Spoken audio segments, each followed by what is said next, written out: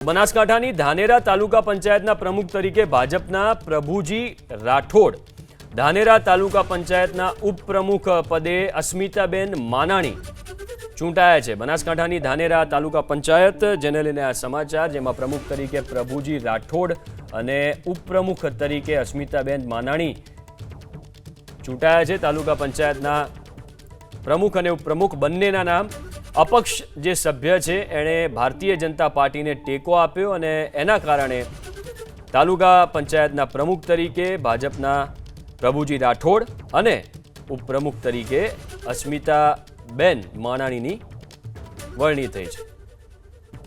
प्रमुख अने उपप्रमुख बंनेना नाम अपक्ष जे सभ्य है एणे भारतीय जनता पार्टी ने टेको आप्यो अने एना कारणे तालुका पंचायतना प्रमुख तरीके भाजपना प्रभुजी राठोड अने उपप्रमुख तरीके अस्मिताबेन मानाणीनी वरणी थई छे।